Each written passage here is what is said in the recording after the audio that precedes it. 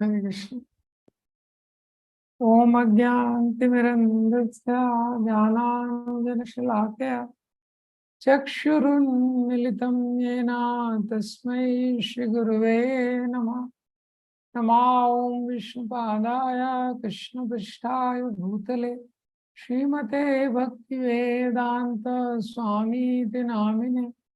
नमस्ते सरस्वते देवे गौरवाणी प्रचारिणे निर्विशेष शून्यवादी पाश्चात्य देश तारिणी। जय श्री कृष्ण चैतन्य प्रभु नित्यानंद श्री अद्वैत गदाधर शिवासादि गौर भक्तवृंद। हरे कृष्णा कृष्णा कृष्णा हरे हरे, हरे रामो राम राम हरे हरे।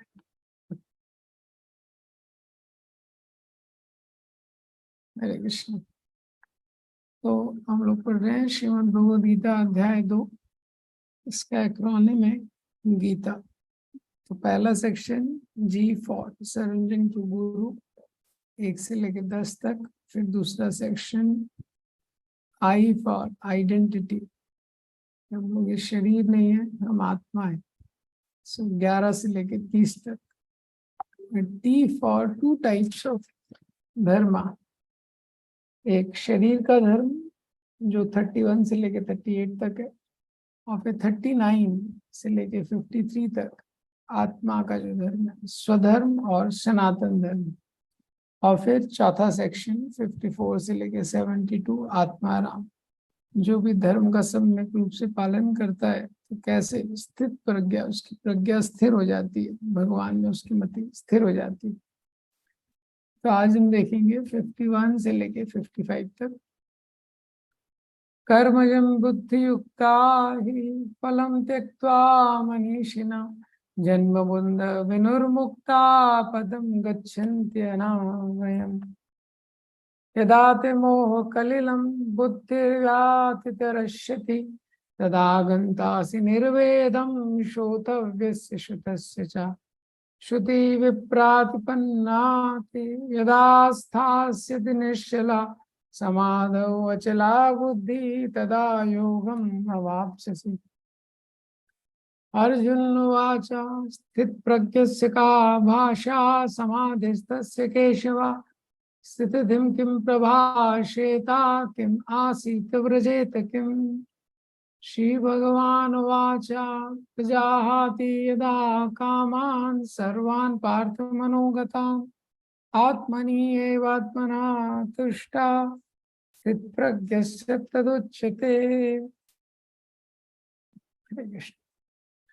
तो 50वां कल जो हमने श्लोक देखा था, तो भगवान 47 से बताने शुरू करते हैं निष्काम कर्मयोग के बारे में। कर्मण्यवाधिकारस्ते मा फलेषु कदाचित। इसके बाद निष्काम कर्मयोग बताने की श्रृंखला में भगवान ने बताया कि कैसे जो व्यक्ति निष्काम कर्मयोग का पालन करता है, यानी बेसिकली कर्म कर रहा है लेकिन कर्म के फल जो है उससे आसक्त नहीं है, तो इस प्रकार से काम करने में वो स्थायी रूप से ज्यादा इफेक्टिवली काम कर सकता है। क्योंकि सिद्धि असिद्धि, लाभ हानि, मान अपमान, ये उसको अफेक्ट नहीं करता ज्यादा, क्योंकि रिजल्ट से वो अटैच नहीं है। 50 श्लोक में फिर भगवान बताते हैं बुद्धि युक्तो जहाति उभे सुकृत दुष्कृत। इस प्रकार बुद्धि युक्त से युक्त होके, बुद्धि योग मतलब निष्काम कर्म योग में युक्त होके जो व्यक्ति संसार में काम करता है, सुकृत दुष्कृत, पुण्य और पाप उभय, इन दोनों के रिएक्शन से मुक्त हो जाता है। तस्माद, इसलिए हे अर्जुन, तुम इस योग में यानी निष्काम कर्म योग में युक्त होके काम करो। योगा कर्मशु कौशलम, यही संसार में कर्म करने का कौशल है। यही कर्म करने की कला है कि कर्म किया जाए और उसका रिएक्शन ना बने, ये कर्म करने की कला है। आईटी बॉम्बे का शायद टैगलाइन है, योगा कर्मशु कौशलम। अब भगवान उसके आगे यहाँ पे बता रहे हैं कर्मजम बुद्धि युक्ता ही फलम त्यक्त्वा मनीषिणा।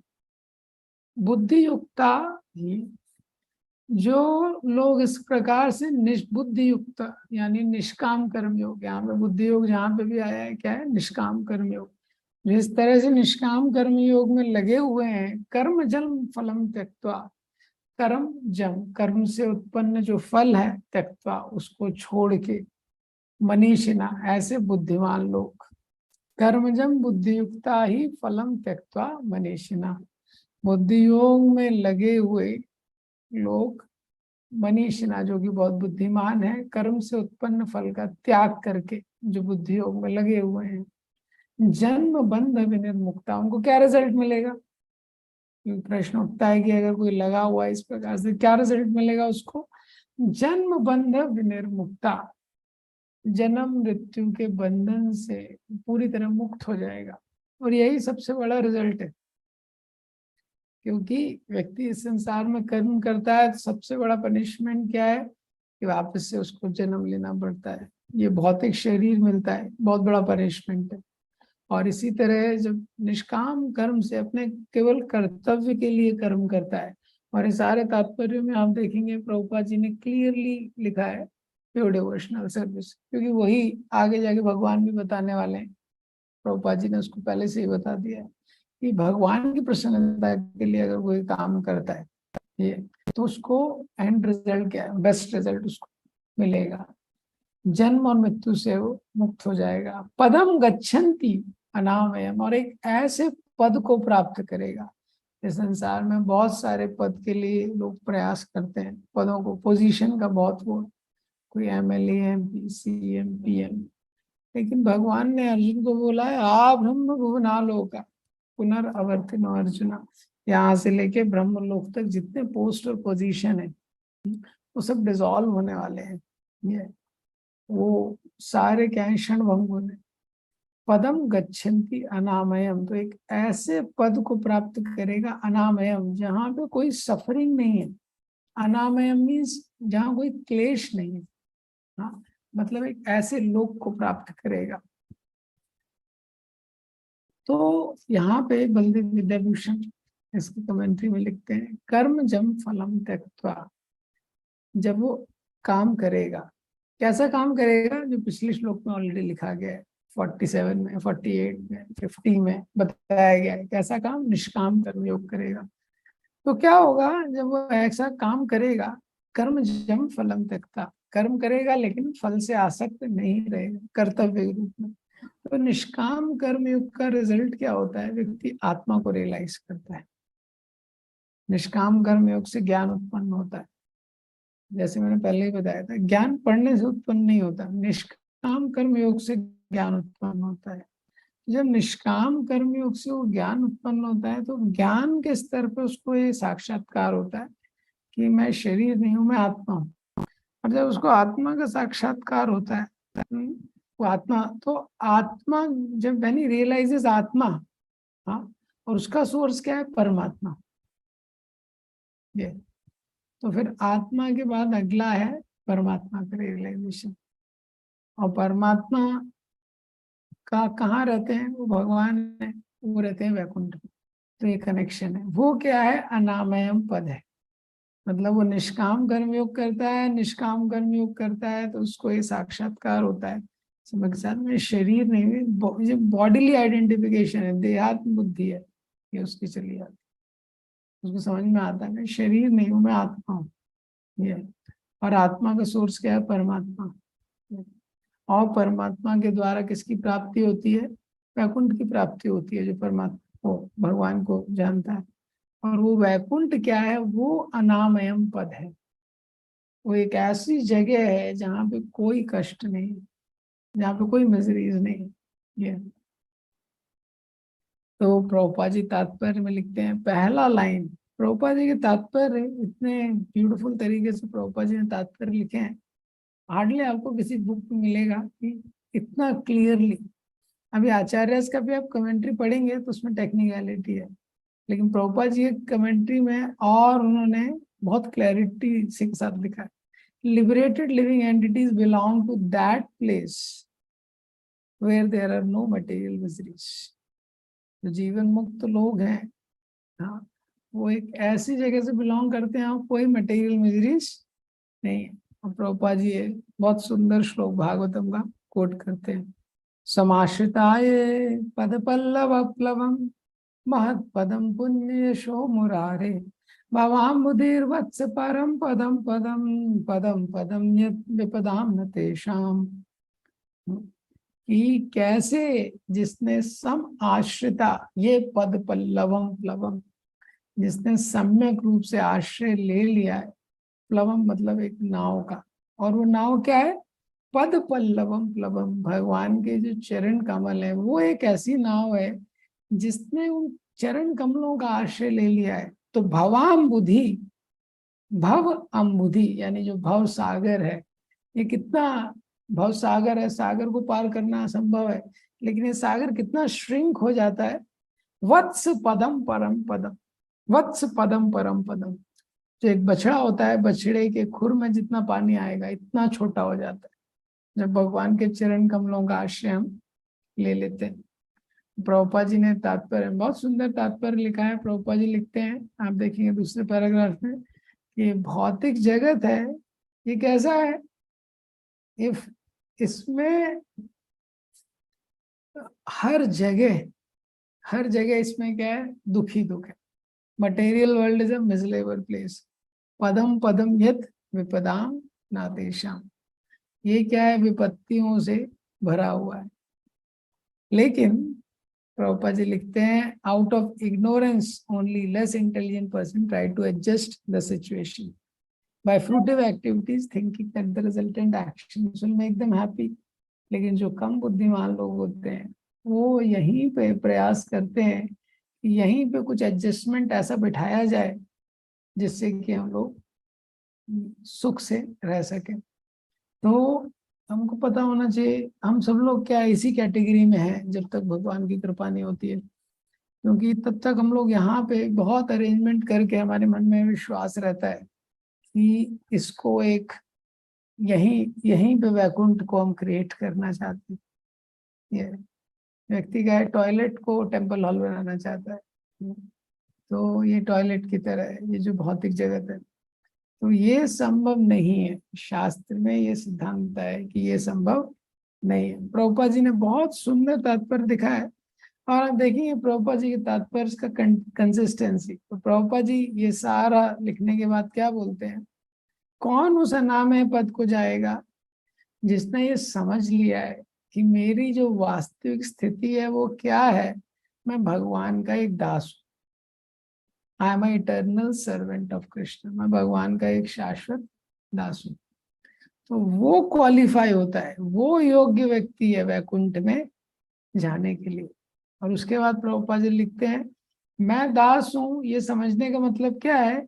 कि हमको ये भी समझना पड़ेगा कि भगवान कौन है। भगवान स्वामी है और मैं दास हूँ। जो ये सोचता है कि भगवान और जीव एक ही स्थिति में है वो मूर्ख है।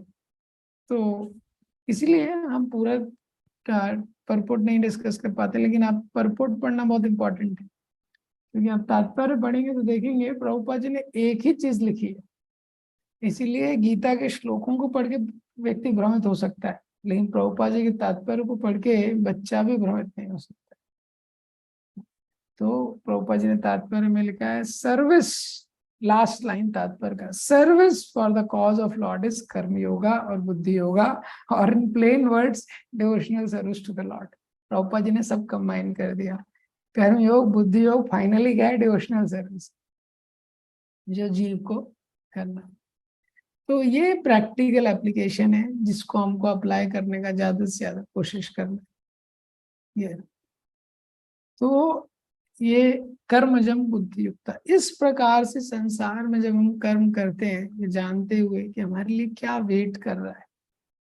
रूपा जी एक बार एक जगह से जा रहे थे और रोड बन रहा था, तो रोड बन रहा था तो वहां पे लिखा था, हाँ, little inconvenience for permanent convenience.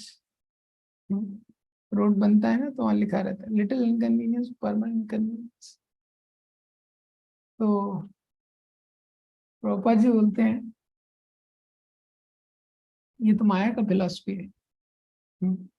माया सबको यही बोलती है, अरे तुम थोड़ा मेहनत करो फिर देखो कितना अच्छा हो जाएगा। हाँ, थोड़ा अच्छा नौकरी कर लो फिर देखो, फिर परमानेंट कन्वीनियंस। और थोड़ा अच्छा सा जॉब मिल गया फिर परमानेंट कन्वीनियंस। और अभी किराए के घर पे रह रहे हो, थोड़ा परमानेंट घर हो गया तो फिर परमानेंट कन्वीनियंस। ये अभी एक थोड़ा, ये थोड़ा अच्छे का 4 व्हीलर आ जाएगा फिर तो वो परमानेंट कन्वीनियंस है। एक बार प्रमोशन हो जाएगा, ये तुम्हारा एफडी है, ये मैच्योर हो जाएगा। लिटिल इनकन्वीनियंस परमानेंट कन्वीनियंस, ये माया का प्रोपोजल, तो माया का फिलॉसफी। फिर प्रोपर जी बोलते हैं थोड़ी देर बाद, यही लेकिन हमारा भी यही फिलॉसफी। क्या? Little inconvenience permanent convenience. शास्त्रों में है कि अगर व्यक्ति थोड़ा कष्ट लेके भक्ति कर ले, क्योंकि मनुष्य जन्म तो बहुत ज्यादा समय का मनुष्य जन्म नहीं है ये। कोई भी व्यक्ति शांति से सोचेगा तो बहुत कुछ समय के लिए उसको मनुष्य जन्म मिला है। 15 साल, 20 साल, 25 साल, कब पता नहीं किसके, कौन कब तक है, कब उसको माला पहना दी जाएगी। तो लिटिल इनकन्वीनियंस, अगर वो थोड़ा कष्ट ले ले भगवान को प्रसन्न करने के लिए, परमानेंट कन्वीनियंस। तो माया का जो प्रॉमिस है वो कभी फुलफिल नहीं करती, लेकिन कृष्णा का स्वभाव क्या है, वो कभी फुलफिल करने में फेल नहीं होते हैं। अच्युत शब्द जो आया है पहली बार भगवत गीता में, हाँ, सेनयोर उभयोर मध्य रथम स्थापया में च्युता। प्रभुपाद जी तात्पर्य में लिखते हैं अच्युत शब्द का अर्थ है one who never fails in showing affection to his devotees. भगवान का ये स्वभाव है, भगवान कभी कृपा करने में फेल नहीं होते। ये तो लिटिल इनकन्वीनियंस इस संसार में भी हम देखते हैं, व्यक्ति को जब बहुत कष्ट लेने के लिए वो रेडी हो जाता है, जब वो सोचता है मुझे क्या मिलेगा। भौतिक जीवन में भी तो ऐसे ही कष्ट ले रहे हैं ना हम इतना। हाँ, फ्यूचर में ये होगा, ये होगा, वो होगा। एक्चुअली क्या होगा वो तो पता चलेगा। ये क्योंकि माया कभी प्रॉमिस फुलफिल नहीं करती है।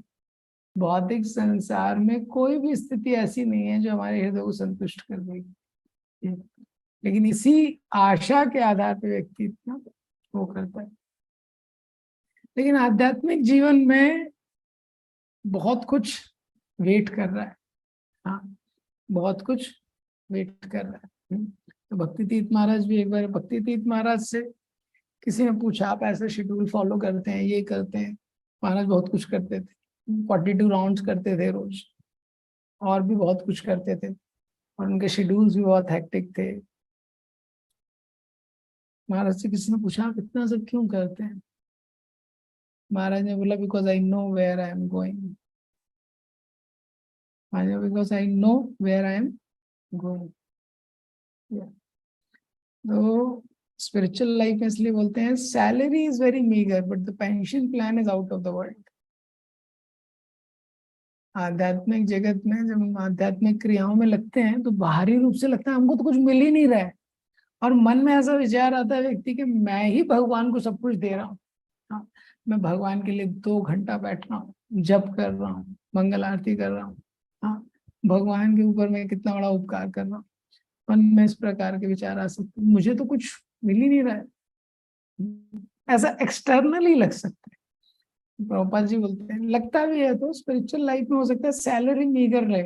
हाँ, जो एक्सटर्नल है। हाँ, व्यक्ति को कुछ मिल नहीं रहा है तो वो जीवन उसका साधारण हो गया है। पहले तो फैंसी कपड़े पहनता था, सब कुछ बहुत ज्यादा वैरायटी थी, बहुत भक्तों का जीवन तो सिंपल हो जाता है। प्रभुपाद जी बोलते हैं लेकिन pension plan is out of the world.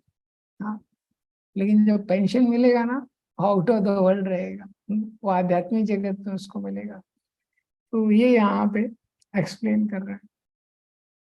अब इसके बाद ये बताने के बाद भगवान बताते हैं कि ये कब मिलेगा, कब जो उसकी जो बुद्धि है वो आत्मा की तरफ डायरेक्ट होगी, कब जो है वो इस प्रकार से कर्म कर रहा है, वो कर्म करने से उसको आत्मा का ज्ञान होने वाला है। पर ये कब होगा? भगवान बोलते हैं यदा ते मोह कलिलम बुद्धि व्यतितरिष्यति।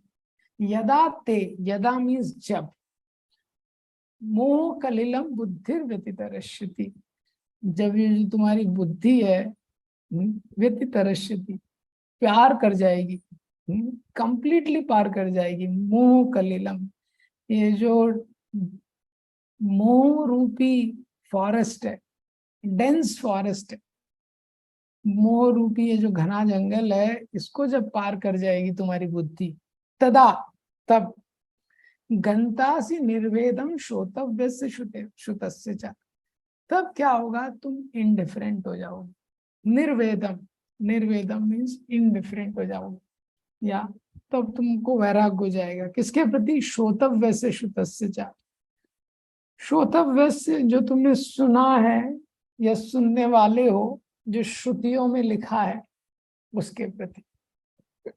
तो यहाँ पे भगवान अर्जुन को बोलते हैं कि कभी आत्मा का, तब व्यक्ति निष्काम कर्म योग करके आत्मा को जान सकता है जब जब उसकी जो बुद्धि है, अभी तक जो बुद्धि है, हमारी बुद्धि में बहुत सारा ये विश्वास है। श्रोतव्य से श्रुतस्य चा का मतलब क्या है? श्रोतव्य से बहुत कुछ सुना हुआ है, भौतिक संसार में कैसे एंजॉय किया जा सकता है, बहुत कुछ मन में सुना हुआ है। ऐसा करेंगे तो ऐसा होगा, उस तरह से करेंगे तो ऐसा होगा, यहाँ पे अगर मकान ले लिया गया तो बहुत लाइफ हेल्दी हो जाएगी, इस प्रकार का भी ये योगा किया जाएगा तो फिर हमेशा स्वस्थ रहेंगे, कोई बीमारी नहीं होगी। श्रोतव्य, बहुत सुना हुआ है।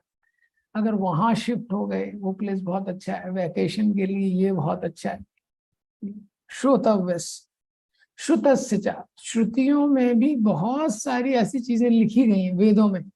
वेदों के हिसाब से तो भगवान पहले बता रहे हैं ना अर्जुन को 2.31 से 37 में, हाँ, मृत्यु होगी तो तुमको स्वर्ग मिलेगा, और जीतोगे तो राज्य मिलेगा, दोनों में तुम एंजॉय करोगे। तो इस तरह से ये इसकी पूजा करेंगे तो कभी कोई बीमारी नहीं होगी, अश्विनी कुमारों की पूजा करेंगे कोई बीमारी नहीं होगी कभी, सूर्य देव को जल डालेंगे 6/6 का आई साइड बना रहेगा, 80 साल की उम्र में भी 6/6 का आई साइड बना रहेगा। इनकी पूजा करेंगे, शरीर में हमेशा शक्ति रहेगा। ये सब कहाँ लिखा है? श्रुतियों में लिखा है, वेदों में ही लिखा है।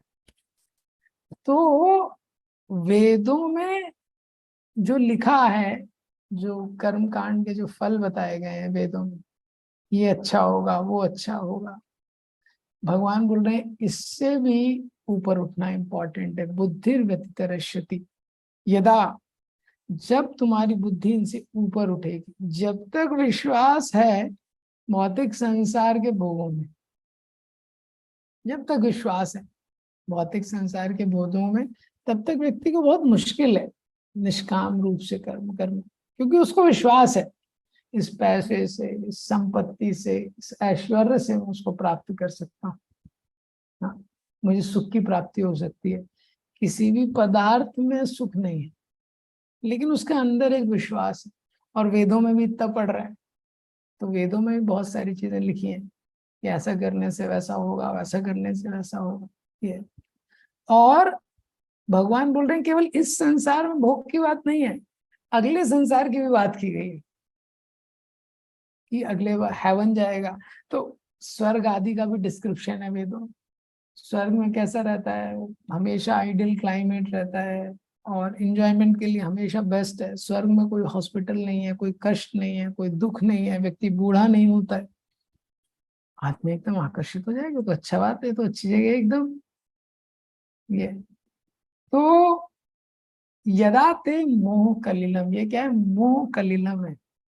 ये ये एक्चुअली क्या है? ये सब मिजरेबल चीजें हैं।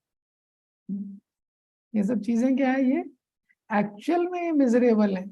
Misery caused by false hopes, क्योंकि फॉल्स होप्स है, पूरी तो होने वाली है नहीं। ये संसार में जब हमको अभी तक संतुष्टि नहीं मिली, हाँ, पहले बोला गया कि ये पढ़ाई कर ली जाए तो संतुष्टि मिल जाएगी, फिर बोला ये सीख लिया जाए, ये कर लिया जाए, अभी तक संतुष्टि नहीं मिली। 20-25 साल का जो भी हमको अनुभव है, आगे का तो संतुष्टि मिल जाएगा। इसको बोलते हैं। इसलिए क्या है, ये जो फॉल्स होप्स है इनसे कष्ट होता है। भगवान अर्जुन को एडवाइस कर रहे हैं, you go beyond these promises and false hopes, because a higher reality waiting for you. तो इससे इसको बोलते हैं मोह कलिलम, यदा ते मोह कलिलम। तो भगवान ये अर्जुन को बता रहे हैं, निर्वेदम श्रोतव्य से श्रुतस्य च, इनडिफरेंट जब तुम्हारी बुद्धि हो जाएगी, श्रोतव्य से श्रुतस्य च, जो सुना है, जो वेदों में लिखा है, जब तुमको समझ में आ जाएगा, इसमें इसमें एंजॉयमेंट नहीं, ये तो क्या होगा, तदा गंतासि निर्वेदम श्रोतव्य से श्रुतस्य च। तो तुम इनडिफरेंट हो जाओगे जब तुम्हारी बुद्धि क्या है, मोह कलिल को पार कर जाएगी। तो बलदेव विद्याभूषण इसमें लिखते हैं कि you will become indifferent to topics related to insignificant material results about which you have heard in past and you will hear in future. Baladeva Vidyabhushan बताते हैं कि जो रिजल्ट मिलने वाला है, पास्ट में जो सुना है और जो फ्यूचर में सुना है कि ये करेंगे तो भविष्य में ऐसा मिलेगा, हाँ, वो क्या है, इनसिग्निफिकेंट मटेरियल रिजल्ट, उससे तुम इनडिफरेंट हो जाओगे। और क्या होगा, you will achieve destruction of doubt and misconception, और भगवान के बारे में निरंतर सुनने से तुम्हारे जो संशय है वो चले जाएंगे। असंशयम समग्रमा। प्रभुपाद जी इस तात्पर्य में लिखते हैं कि हमने बहुत सारे डिवोटीज का एग्जाम्पल सुना है, many example in the lives of devotees who became indifferent to rituals. Prabhupada ji बताते हैं कि हम शास्त्रों में देखते हैं बहुत सारे ऐसे डिवोटीज का एग्जाम्पल है, हाँ, जो इंडिफरेंट हो गए। शास्त्रों में, वेदों में जो इस तरह की चीजें दी गई हैं, रिचुअल्स वगैरह, ये क्योंकि कोई भी रीति रिवाज का व्यक्ति पालन कर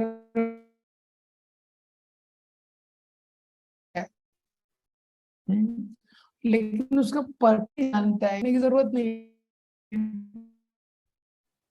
दोनों सिद्ध, इसलिए आप देखेंगे प्रभुपाद जी पालन किया है। हमें भी कृष्ण बलराम टेम्पल का ओपनिंग हुआ,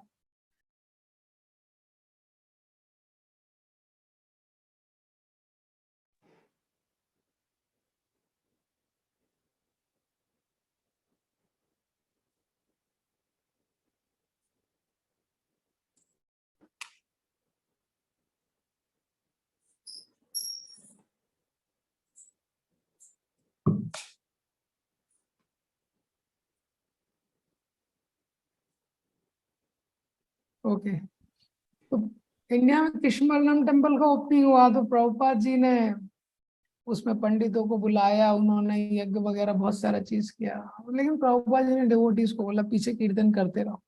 तो डिवोटीज का तो कीर्तन का वॉल्यूम धीरे धीरे बढ़ने लगा, कीर्तन का वॉल्यूम बढ़ने लगा तो पंडित ने बोला अरे इसको कम करो, तो फिर डिवोटीज ने रोक दिया। लेकिन प्रभुपाद जी यज्ञ में बैठे थे, प्रभुपाद जी ने बोला वापिस से बोला चालू करो, क्योंकि प्रभुपाद जी को पता था कि सारी चीज यज्ञ नाम जप यज्ञ, उसमें सार ये है जो भगवान को प्रसन्न करने वाला है, लेकिन लोकाचार के लिए उन्होंने रीति रिवाज का ही पालन किया।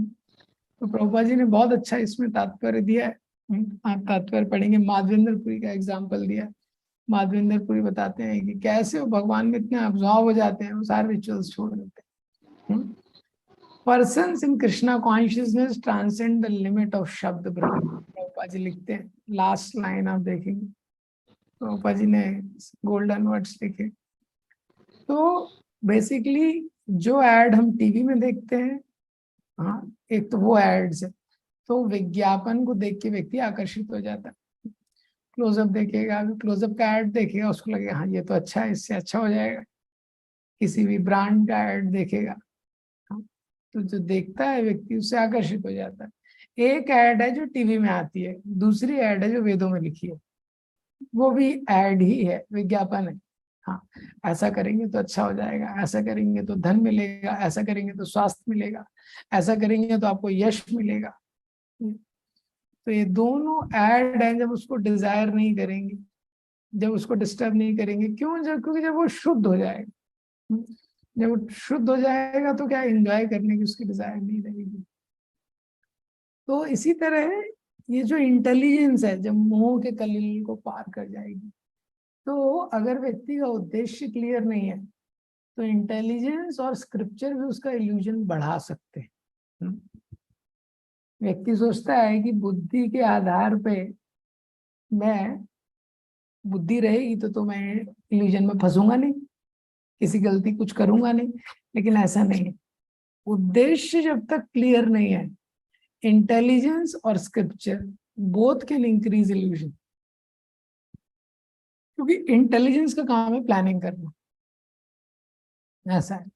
तो जो भी गोल यहाँ फिक्स है उसके लिए वो प्लानिंग करेगी। अगर मुझे एंजॉय करना है तो उसके लिए प्लानिंग करेगी।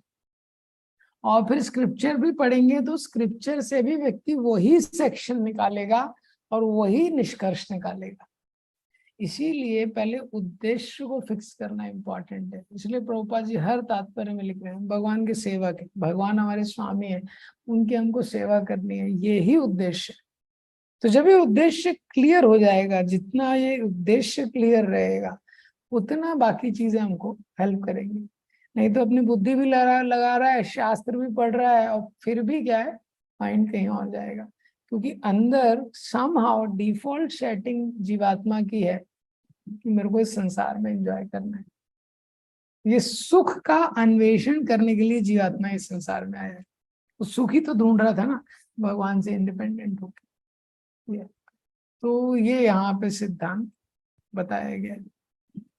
तो ये फिर 2.53 में बताते हैं आगे कि ठीक है, जब उसका हृदय शुद्ध हो जाएगा, जब वो निष्काम कर्म योग करेगा और इनडिफरेंट हो जाएगा, फलम त्यक्त्वा मनीषिणा, रिजल्ट से, और जब इनडिफरेंट होकर ऐसे काम करेगा तो आत्मा की उसको नॉलेज होगी। हाँ, तो अब वो पूछते हैं, अब प्रश्न उठता है कि लेकिन मुझे डायरेक्ट साक्षात्कार कब होगा आत्मा का? डायरेक्ट रियलाइजेशन आत्मा का मुझे कब होगा? हाँ, मुझे आत्मा का नॉलेज होगा, लेकिन कब आत्मा का रियलाइजेशन होगा? तो 2.53 में बताया है, श्रुति विप्रातिपन्ना ते यदा स्थास्यति निश्चला समाधौ अचला बुद्धि तदा योगम अवाप्स्यसि। हाँ, तो श्रुति विप्रातिपन्ना ते, ये जब तुम्हारी बुद्धि, यदाते, जब तुम्हारी बुद्धि इनडिफरेंट हो जाएगी, श्रुति विप्रात, जो वेदों में लिखा गया है। हाँ, मतलब जो वेदों में लिखा गया है, तो ये तो पिछले श्लोक में ही बोला था। नहीं, यहाँ पे क्या है, कंप्लीटली इनडिफरेंट हो जाएगी। जब तुमको एक्चुअली रियलाइज हो जाएगा कि ये संसार में कोई एंजॉयमेंट नहीं है, और इस संसार के परी अगले जन्म में भी, स्वर्ग आदि लोकों में भी कोई भोग नहीं है। निश्चला स्थास्यति, फिक्स हो जाएगी। समाधौ अचला बुद्धि, और जब तुम्हारी बुद्धि इस तरह से फिक्स हो जाएगी, समाधि में स्थिर हो जाएगी, निश्चय हो जाएगा कि भगवान को ही प्राप्त करना है, ये तदा योगम अवाप्यसि, तब तुम जो जीवन मुक्त का स्टेज है उसको तुम अटेन कर लोगे। भगवान बोलते हैं तब तुम जीवन मुक्त के स्टेज को अटेन कर लोगे।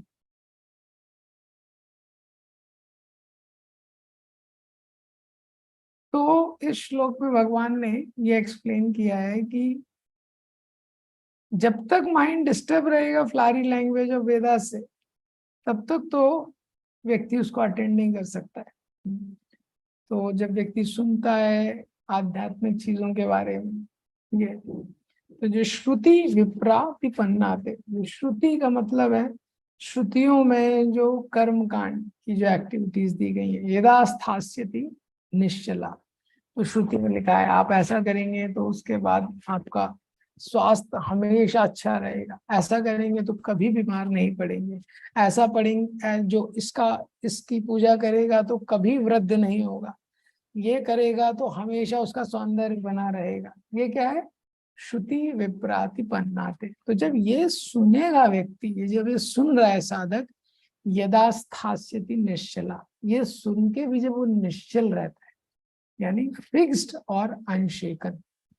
स्थास्यति फिक्स्ड, निश्चल मीन्स अनशेकन। समाधौ अचला बुद्धि, वो फिक्स रहता है, ये इसके लिए मैं नहीं हूं, इसके लिए मैं नहीं हूं।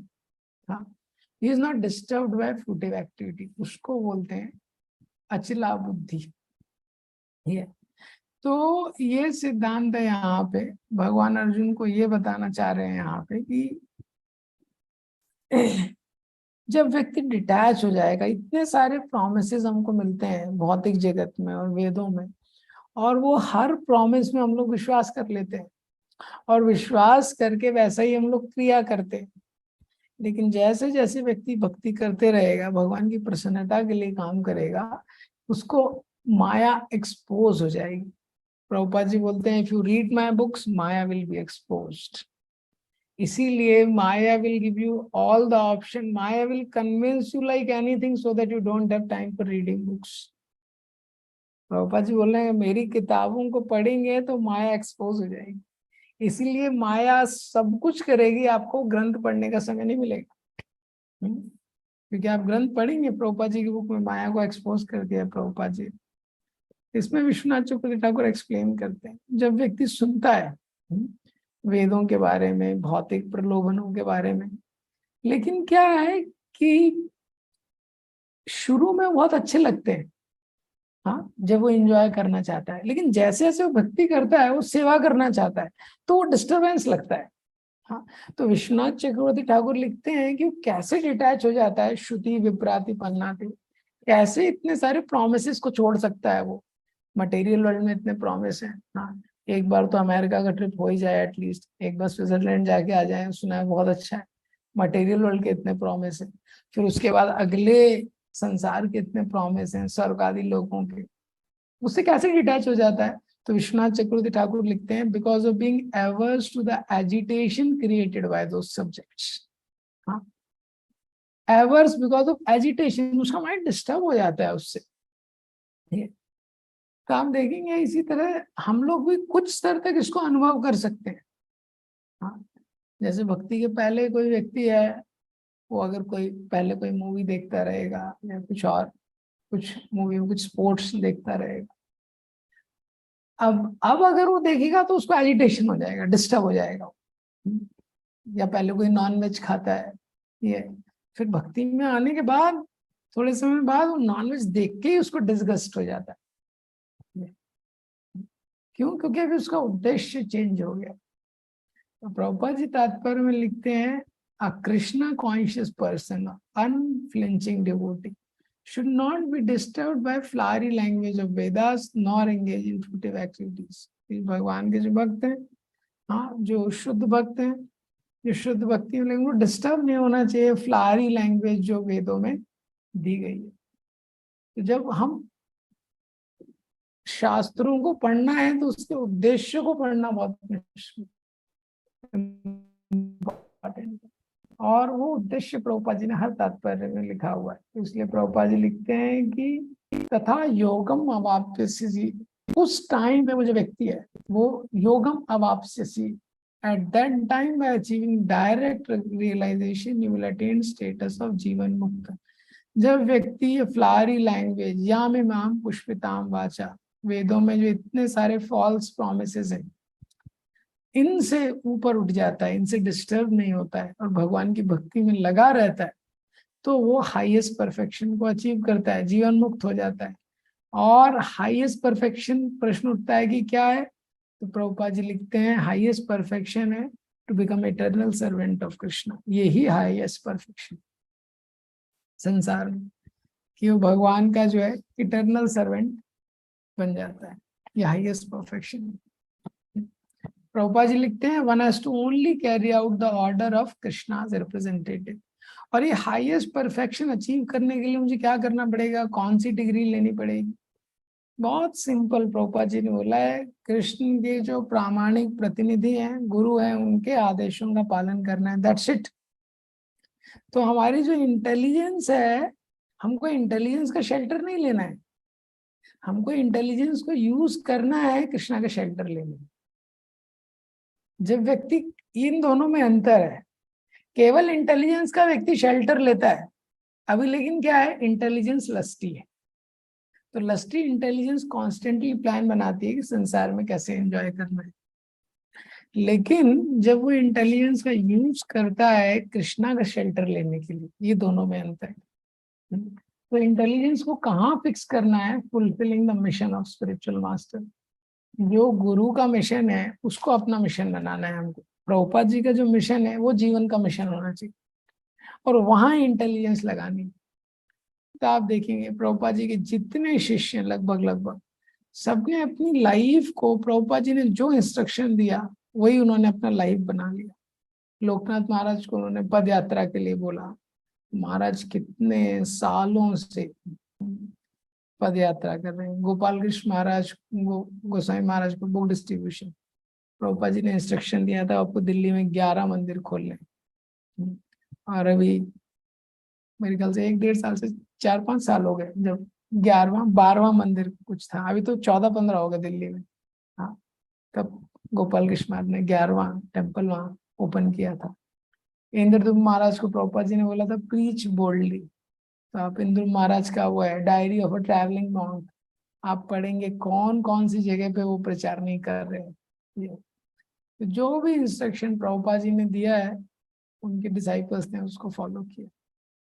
तो ये जब अर्जुन सुनते हैं समाधौ अचला बुद्धि, कि जब बुद्धि है वो फिक्स हो जाती है समाधि में, तो अर्जुन अगले श्लोक में प्रश्न करते हैं कि जो व्यक्ति समाधि में रहता है उसका क्या लक्षण है।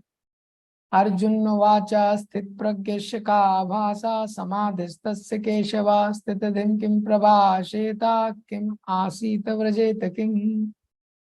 स्थित प्रज्ञस्य का भाषा, स्थित प्रज्ञ मतलब जिसकी बुद्धि फिक्स हो चुकी है समाधि में, ऐसे स्थित प्रज्ञ का क्या लक्षण।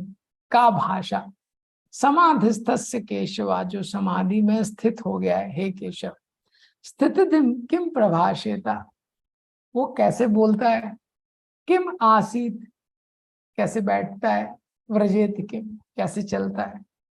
तो 4 प्रश्न किए गए कि जो स्थित प्रज्ञ व्यक्ति है, हाँ, उसके बारे में 4 प्रश्न। जिसका भाषा उसकी क्या लक्षण है, व्हाट क्वालिटीज। समाधिस्था जो समाधि में स्थित है, किम किम प्रभाषित कैसे बोलता है, क्या लक्षण है। दूसरा कैसे बोलता है, किम आसीत कैसे बैठता है, व्रजेत किम कैसे चलता है। ये तो स्थित प्रज्ञा या समाधिस्था ये दोनों शब्द इसके लिए जीवन मुक्त व्यक्ति के लिए, मोड्स के जो बियॉन्ड है उसके लिए यूज किए गए हैं। तो उसके लक्षण क्या है, ये पहला क्वेश्चन है। दूसरा वो कैसे बोलता है।